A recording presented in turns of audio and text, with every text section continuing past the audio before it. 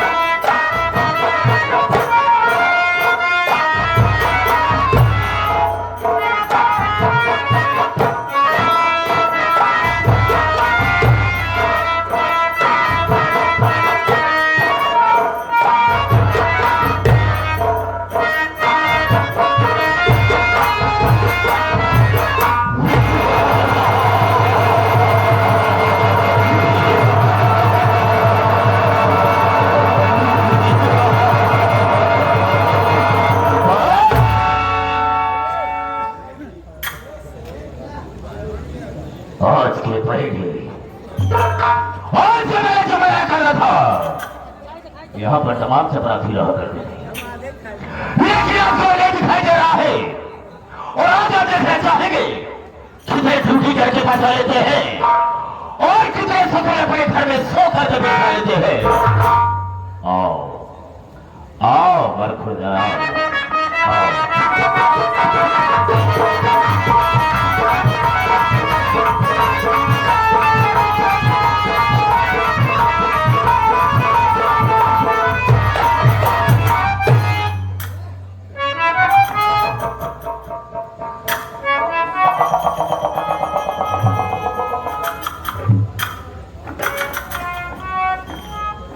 देरी हो गई। अब साहब परे से आके विराजमान हो गए हैं। बहुत देर लगा था बाबू। बहुत खूंखार आदमी बा। बातें बात में तो गोली चार जगह दे था। हमका करीब गाड़ी मार जाए से कई मरतबा हम मर चुका है। भाई कितना रहा जब मर जाए, जब भगवान किए जाए ना, जौन भगवान हमारे संपर्की निकल जाए। पहले हमारे उनके नेवताकारी होत रहा, लेकिन तनिक तनिक बाद मट्टी न पुनः हमारे दुआरे छोड़ते हैं। लेकिन मानदान हमारा उतना ही बना बा। अगर भूले भटके कभी दुआरे पहुंच जाई थी न, तो छूछ लोटा पानी लेके जरूर दौड़त थे। मिलब देखा का होता। सितारे हिंद का रुतबा रहे सरकार को वाला, हमेशा खुश नजर बख्शे मेहरबानी का ताला। ए नाजिर गुलाम वफादारी सबक सीखा है, ए हाथ जिससे आपका नमक खाया है। क्या हुनूक है सरकार। को दिखिए तो एक कदम पे गोली और दो कदम पे दो गोली और तीन कदम पे लगभग के बाजार कर दूंगा। डर गया साला।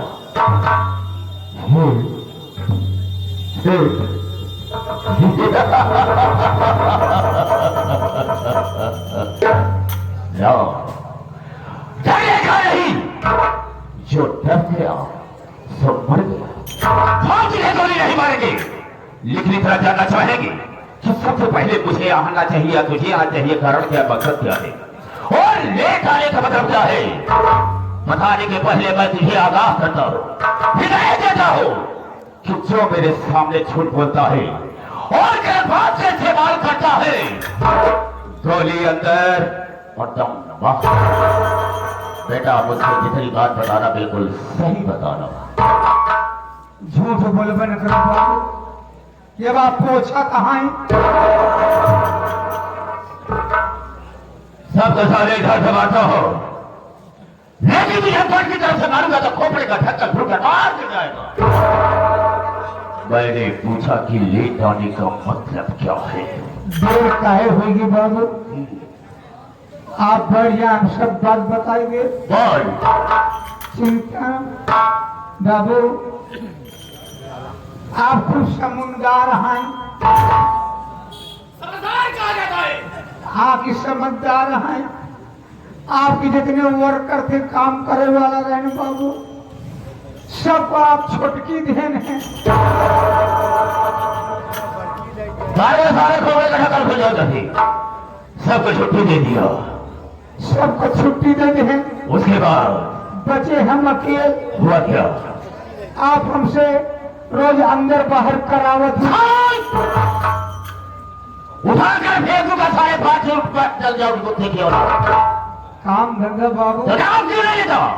अगर अंदर कहीं तो अंदर ही रहा सारा कमो। उतारूंगा, सारे पीछे ठूसा मारूंगा। अगर मैं किसी से पेश आया तो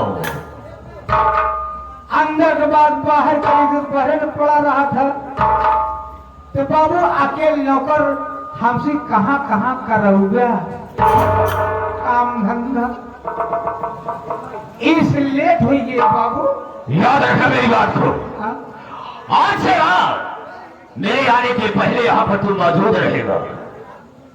हाँ, ठीक नहीं होगा। आप ना ही कब खड़ा रहा बाबू। एक मतलब जमीन पर बैठ जाओ। हम बढ़ जाता हूँ।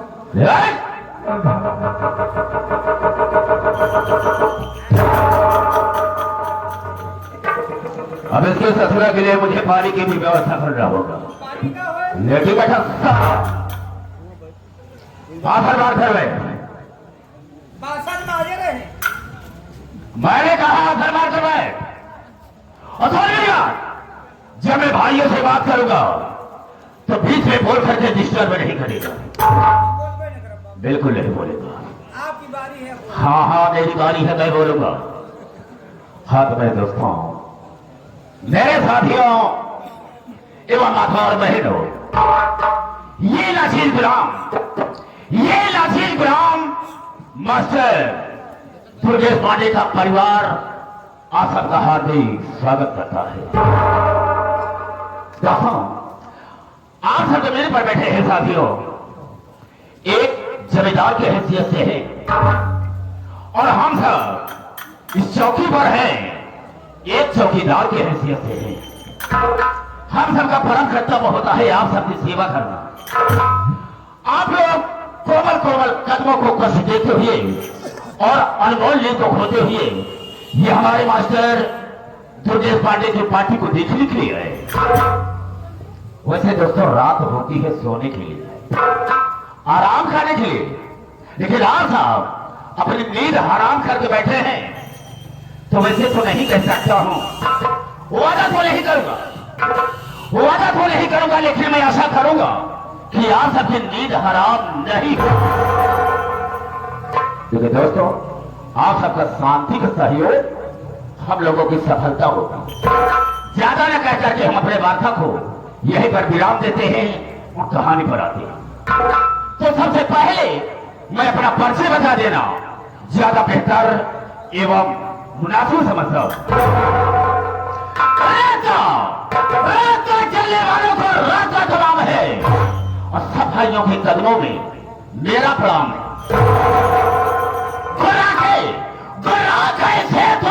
निकालो और तीरथ जमी का पानी निकाल दो। मेरे दिल में आए तो एक समझदार उठा दो और चलती हुई जहाज का लंगर संभाल दो। सूरत है मेरे नाम की इस सारे जहान में, और तेरों के छक्के छूटे हैं जगन्नाथ जाहिल के। ये जगन्नाथ जाहिल 420 फुट 20 हेलो। आप सबसे अपना नाम बता दिया, लेकिन मेरा ठिकाना कहाँ है, मैं रहने वाला कहाँ का? आराम से खड़े हो जाओ। हाँ तो दोस्तों, जिला रीवा कहने वाला हूं। मेरे साथ में मेरी धर्मपत्नी है जिसका नाम है पार्वती। पार्वती? हाँ, लेकिन दोस्तों वो पार्वती मेरी बीही औरत नहीं है। बीही न हूं? नहीं, वो दूसरी औरत है। ये कैसे बाबू? बताइए कि पहली शादी मेरी हुई थी जिरावादा ग्राम बाबूनगर में। वही का रहने वाला था एक राम लखन। उसकी बहन थी जिसका नाम था कविता। कविता? उसी से मेरी शादी तय हो गई और दहेज में 1 लाख रुपया एक 4 चक्का गाड़ी देने को कहा था।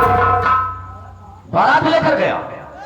शादी हो जाने के बाद, शादी संपन्न हो जाने के बाद वो दहेज देने से मुकर गया, इनकार कर दी। बताइए कि वो अपनी मजबूरी सुनाने लगा कि इस समय हम आपको दहेज नहीं दे सकते हैं, इसलिए उस सामने मेरी कुछ परेशानी है, लेकिन हाँ आप मेरी बहन को अपने घर लेकर जाएं, हम वादा करते हैं कि आपका दहेज आपके घर तक पहुंचा देंगे।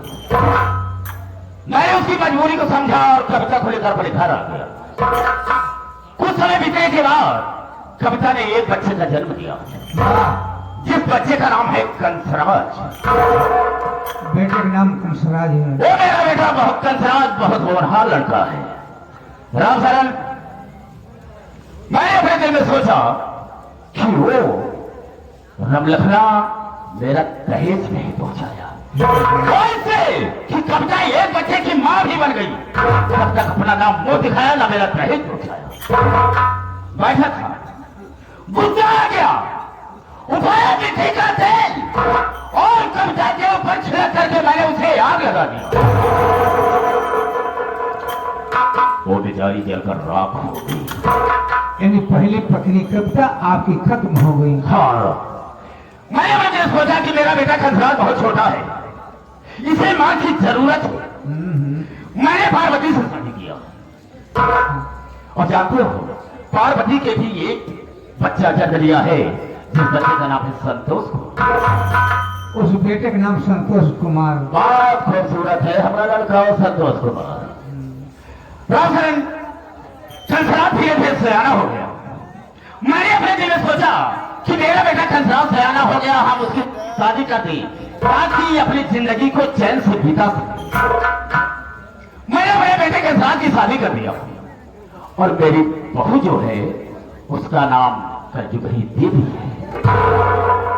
बहू का नाम कलयुगी देवी? हाँ, बहुत बड़े घराने में किया हूँ, मुझे बहुत दहेज मिला हुआ है। मिला हुआ? राशन मेरा ओ कलयुगी देवी ने भी एक बिटिया का जन्म दिया है। हाँ, जिस बिटिया का नाम है शिखा। बहुत प्यारी बिटिया है हमारी नथनी। क्यों नहीं? बहुत अच्छी लड़की है, जिस काम के लिए मैं कहता हूं दौड़ कर बेचारी करती है। रामचरण,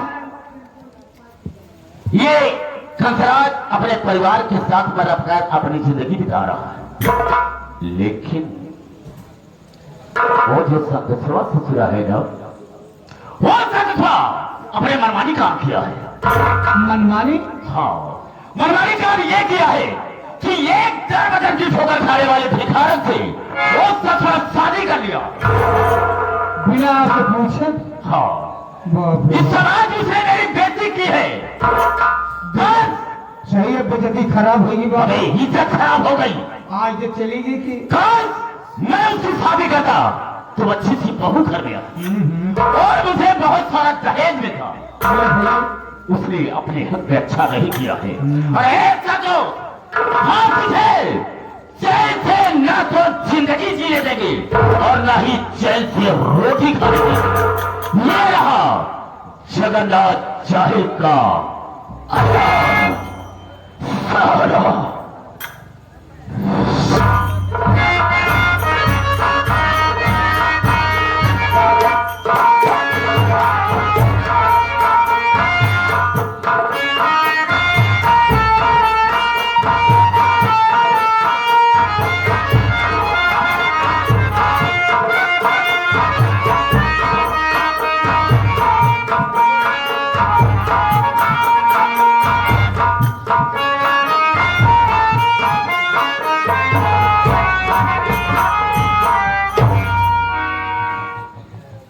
माननीय श्री मेला मालिक, मेला कमेटी वालों और दूर दराज से आए हुए नौटंकी कला के समस्त प्रेमी भाइयों को सदुल स्वर संगीत पार्टी की ओर से प्यार भरा नमस्कार। साथ ही साथ साथियों, आप लोग मेरा परिचय लीजिए। साथियों, मेरा नाम शेखर कुमार है। मेरा नाम शेखर कुमार है और मैं शहर कानपुर का रहने वाला हूं। लेकिन साथी, इस दुनिया में मैं अनाथ हूं। मेरा इस दुनिया में कोई नहीं है। लेकिन हाँ, मेरा भी एक हंसता खेलता परिवार था। आज से लगभग 15 वर्ष पहले की बात है। घर में मेरे बाबूजी थे, जिनका नाम श्री कन्हई राम था। मेरी माता जी थी, जिनका नाम श्रीमती कल्पना देवी थी। एक मेरी बड़ी बहन, जिसका नाम सावित्री देवी था। साथियों, गरीबी चरम सीमा पर होने के कारण मेरे बाबूजी दिन भर मेहनत मजदूरी किया करते थे, लेकिन फिर भी कायदे से शाम को 4 प्राणियों के लिए कायदे से 2 वक्त की रोटी नसीब नहीं होती थी।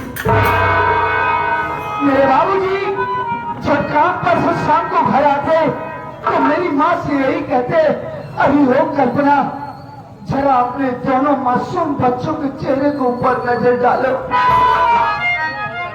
अरे इनका ये मासूम चेहरा मुझसे देखा नहीं जाता है कल्पना। अरे मैं दुनिया का ऐसा पहला बदनसीब बाप हूँ कि मेरी मेहनत मजदूरी करने के बावजूद भी मैं अपने दोनों मासूम बच्चों का पेट भी नहीं भर पाया। धिक्कार है मेरी जिंदगी पर कल्पना। ना जाने क्या बात मेरे बाबूजी के दिल दिमाग में सूझी।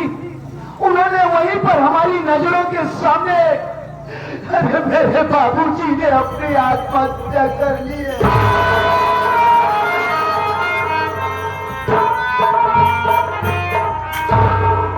ये दृश्य देखकर मेरी माँ तो अवाक रह गई। अरे दौड़कर बाबूजी की लाश से लिपट कर रोने लगी। और अचानक मेरी माँ को भी हार्ट अटैक आया और मेरी माँ भी यह दुनिया छोड़कर हमेशा के लिए चली गई। मैं और मेरी दीदी दौड़कर बाबूजी और माँ की लाश से लिपट कर रोते रहे। अचानक ना जाने क्या बात आई, मेरी दीदी सावित्री भी मुझे वहीं पर तन्हा अकेला रोता हुआ छोड़कर मेरी दीदी भी ना जाने कहाँ चली गई। मैं 10 वर्ष का नन्हा बाबूजी और माँ की लाश से लिपट कर रोता रहा। गांव वालों ने मुझ पर तरस दिखलाए और गांव वालों की सहायता से किसी तरह मैंने अपने बाबूजी अपनी माँ का दाह संस्कार किया। उसके बाद साथियों, मैं गांव वालों के साथ जाकर शहर में ईंटे गारे का काम करने लगा। साथ ही साथ साथियों, मैं अपनी पढ़ाई भी जारी रखा। वक्त समय गुजरता गया, मैं सयाना हुआ, ग्रेजुएशन किया, ग्रेजुएट बना। यहाँ तक कि ना जाने कितने डिपार्टमेंट में मैंने ऑनलाइन ऑफलाइन फॉर्म अप्लाई किया नौकरी के लिए, लेकिन साथी मेरा नसीब भी ठीक नहीं। आज तक मुझे किसी भी डिपार्टमेंट में कोई नौकरी नहीं मिली। साथी, आप भी लोग सोचिए कि एक पढ़े लिखे नवयुवक के लिए इससे शर्म की और क्या बात हो सकती है। इतनी पढ़ाई लिखाई करने के बाद, ग्रेजुएशन करने के बाद वो नवयुवक जाकर ईंटे गारे खाता। मैं ऐसी बेरोजगारी भरी दुनिया से उठ गया हूँ मालिक। अरे जिस तरीके से तूने मेरे माँ बाप को मुझसे छीन लिया, उसी तरीके से तू भी मुझे इस दुनिया से उठा ले मालिक। चल